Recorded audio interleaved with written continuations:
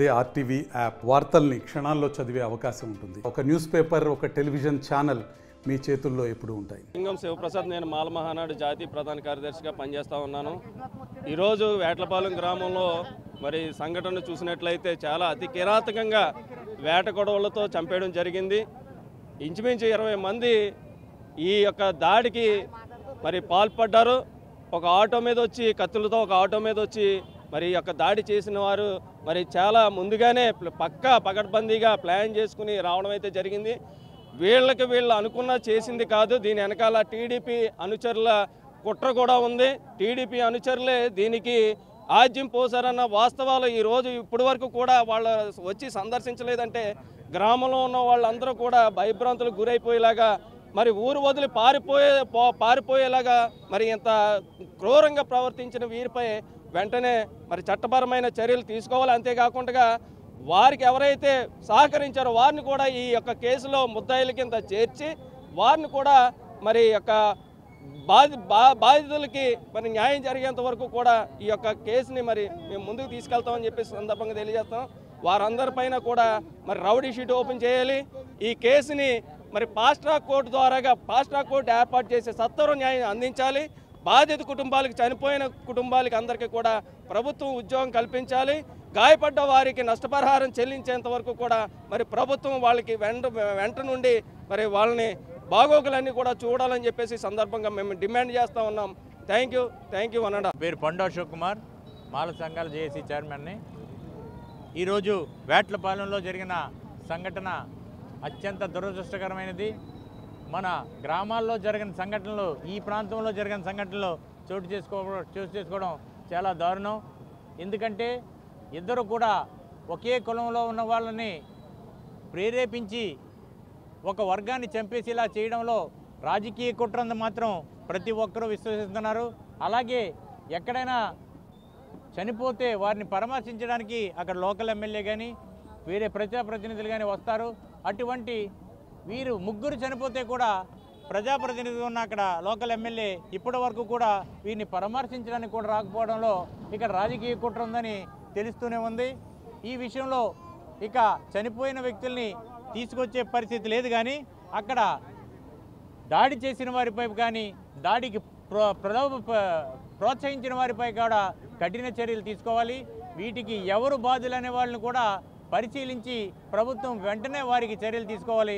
అలాగే ఇక్కడ ఈ అమ్మాయి చిన్న పిల్ల, వాళ్ళ హస్బెండ్ కూడా చనిపోబడ్డాడు. ఇటువంటి వ్యక్తులకి ఉపాధి కల్పించాలి. ఎందుకంటే వాళ్ళు బతకలేని పరిస్థితి కాబట్టి వారికి ఉపాధి, ఉద్యోగం రూపంలోనూ మరియు భూమి రూపంలోనూ వారికి ఉపాధి కల్పించి వారికి చేయూతనివ్వాలని మేము ఈరోజు కలెక్టర్ గారిని కోరుతున్నాం. అందుకే ఇక్కడికి రావడం జరిగింది. వీరికి సత్వరం న్యాయం చేయాలని మీ ద్వారా కూడా ప్రభుత్వానికి విజ్ఞప్తి చేస్తున్నాం. జై భీమ్.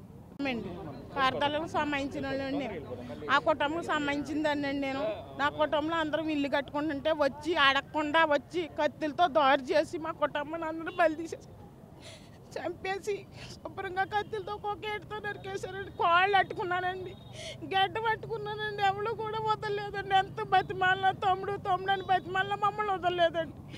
ఏదైతే కుట్రతో జరిగిందో మరి ఏటో నాకు తెలియదు కదండి. మొత్తం కత్తులతోనే వచ్చాను. కర్రలు కూడా లేవండి నా చేతులు, అన్ని కత్తులేనండి. కత్తులతో వచ్చి ఒక్కొక్క గేటుగా మనుషులు పడిపోయారండి. అందరూ ఏం చేయాలో మాకు తెలక సోహం దగ్గర వాళ్ళ శ్రమాల దగ్గర పడిపోయామండి. మేము వచ్చి అలా చేశారండి. మన కుటుంబం కట్టుకుంటే వచ్చి కర్రలన్నా తీయాలి కదండి. వచ్చి కత్తులతో వచ్చి ఒక్కో మనిషిని కత్తులతో నరికేసి ఒక్కో మనిషిని ఒక్కొక్క ఏటుతో నరికేసి పడిచేశారండి. ముగ్గురు చేసిన వాళ్ళు బచ్చలోళ్ళండి. అందరూ బచ్చల కుటుంబం అందరూ వచ్చారండి. నేను అందరినీ కూడా బతిమాలానండి. బిల్లు అప్పియండి, జక్కర ఇవ్వండి,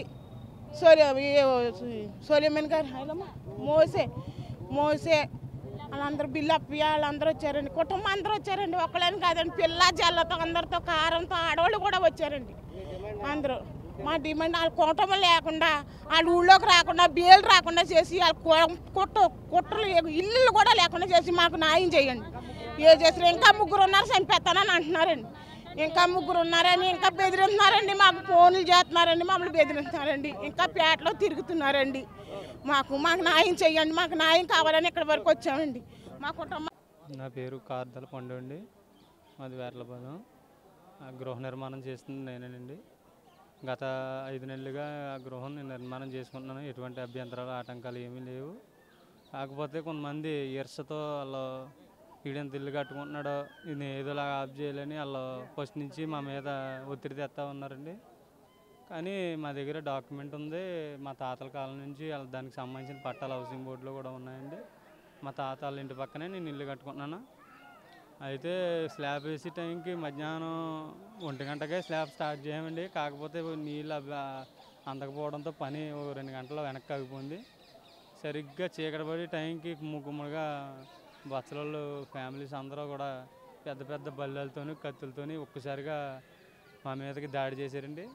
కాకపోతే మా చిన్నాన్న యేసుబాబు గారు ఒరే ముడ్డు గొడవద్దు, గొడవ మనకెందుకు ఉండండి మీరని నేను అల్లే మాట్లాడతానని మమ్మల్ని ఇలా చెయ్యి ఆపేసాడండి. మేము అందరం కలిపి దగ్గరికి వెళ్దామండి.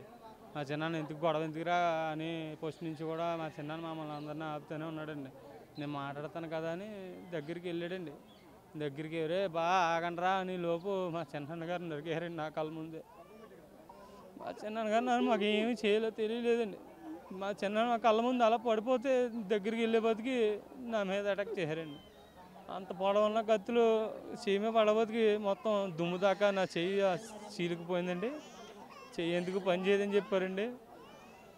ఇలా నరికేసి టైంలోనే పక్కన మా ప్రకాశం పైన నరికేయారండి నాతో పాటే. నేను కింద పోయి గబాలు మళ్ళీ కట్టుకుని నేను వెనక్కి తిరిగి మా చిన్న బతికించుకుందాం హాస్పిటల్కి వెళ్దామని కొట్టుకుంటున్నారండి. ఇలా కొట్టుకుంటుంటే మా చిన్న హాస్పిటల్ తీసుకెళ్దామని మళ్ళీ ఇలా రెక్కట్టుకున్నానండి. అంతే ఈ రెక్కట్టుకునే లోపు మళ్ళీ రెండోసారి నా మీద వాళ్ళందరూ కలిపి దాడి చేసేయడంతో నా రెక్క అక్కడ అలాగా ఏలబడిపోయిందండి. ఇంకా ఏలబడిపోతుంది. నేను సొమ్మసిల్లిపోయి అక్కడ పడిపోయానండి. అంతలోకే మా చిన్నాన్న మా పెదనాన్నలు ఇద్దరు కూడా అక్కడ పడిపోయి ఉన్నారండి. మా నాన్నగారు అయితే ముందే చనిపోయారని నేను అనుకున్నానండి. గవర్నమెంట్ హాస్పిటల్కి వచ్చేంత వరకు కూడా నాకు తెలియదండి మా నాన్న బతుకున్నాడండి.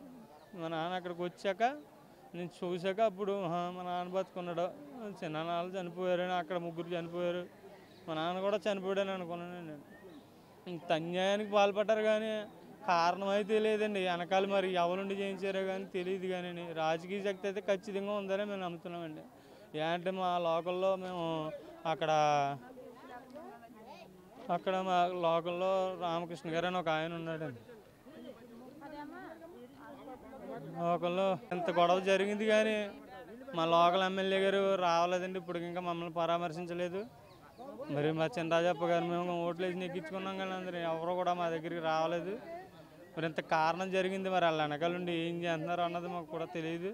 మా చిన్నాళ్ళ 3 కోల్పోయాం. మా కుటుంబాలకు మీరే న్యాయం చేస్తారని మేము కోరుకుంటున్నామండి. నష్టపోని కోల్సిన వాళ్ళు మాత్రం ఊళ్ళోకి రానకుండా చేయండి. ఈ గొడవ తర్వాత ఆగేది కూడా కాదని మీకు తెలియదు చూసుకుని వాళ్ళ ఊళ్ళోకి వస్తే మాత్రం చాలా నష్టాలు జరిగిపోతాయండి. మీరు చూసుకుని న్యాయం చేయండి సార్. అంతే. మరి అమ్మండి మా నాన్నగారి పేరు మరణించిన కార్దాల యేసుబాబు గారండి మా నాన్నగారి పేరు. ఒకరికి అన్యాయం చేసిన మనిషి కాదండి. ఆయన తెలుగుదేశంలో ఎంత సేవ చేశారో మాకు తెలుసండి. అది గుర్తు పెట్టుకుని సడన్గా మళ్ళీ మా వాళ్ళు వద్దంటలో వైఎస్ఆర్ పార్టీలో తిరిగినందుకు కక్ష కట్టుకుని ఈర్షతో ఇది చేశారండి. కావాలని కత్తులు చేయించారు, బల్లెలు చేయించారు. ఎవరు లేని టైంలో ఆ ఈదిలో వాళ్ళందరూ సహకరించి ఫోన్లు చేసుకుని ఎవరు లేని టైంలో 5 ఉన్న టైంలో చూసుకుని వచ్చి ఇదంతా చేశారండి. దారుణం కావాలని మళ్ళీ కావులతో తిరగేసేవారంటే అండి. బతికారా లేదని ఆడవాళ్ళని కొట్టవలసిన పని ఏంటండి. వాళ్ళు ఈ రోజు రేపో బెయిల్ మీద వచ్చేస్తారు. ఉన్నాయి మా కుటుంబం అంతా ఇంకొక 20 మంది ఉన్నామండి. వాళ్ళకి ప్రాణరక్షణ ఏదండి? ఎవరిస్తారు మాకు? ఏ ప్రభుత్వ నాయకుడు ఇప్పుడు మా దగ్గరకు వచ్చి అమ్మ ఇంత అన్యాయం జరిగిందని ఎవరన్నా అడిగారండి? మమ్మల్ని సేవ చేసినందుకన్నా విశ్వాసంతో అడిగారండి. వాళ్ళ హస్తం ఉంది కాబట్టి చేయించి ఈ రోజున మేమేమైనా చేస్తామని మా దగ్గరికి రాలేదండి. వాళ్ళు కేవలం ఇదే కారణమండి. కేవలం తెలుగుదేశం నాయకత్వాలు ఉన్నారు. ఈ మాట ట్యాగ్లైన్ చేసి పెట్టండి. వాళ్ళ పేర్లు కూడా నేను చెప్పగలనండి. చెప్పడం ఇది సమయం కాదు కాబట్టి చెప్పట్లేదు. కానీ టైం వచ్చినా మేము చెప్తామండి. వాళ్ళు ఎలా మీరు శిక్ష పడేలా చేస్తారా చేయండి, లేకపోతే మా చేతులకు అప్పు చెప్పండి వాళ్ళని. అదే కావాలని న్యాయం. మాకు ఆర్థికంగా అయినా వద్దు, ఏదైనా కాదు. వాళ్ళ ప్రాణాలు మా చేతిలో పోవాలి, లేకపోతే జీవితాంతం వాళ్ళు జైల్లో పడి ఉండాలండి. అదే కావాలి మాకు. మరిన్ని వీడియోస్ కోసం ఛానల్ ని సబ్స్క్రైబ్ చేయండి. లేటెస్ట్ అప్డేట్స్ కోసం వాట్సాప్ ఛానల్ ని ఫాలో అవ్వండి. ఆ లింక్ డిస్క్రిప్షన్ లో ఉంది.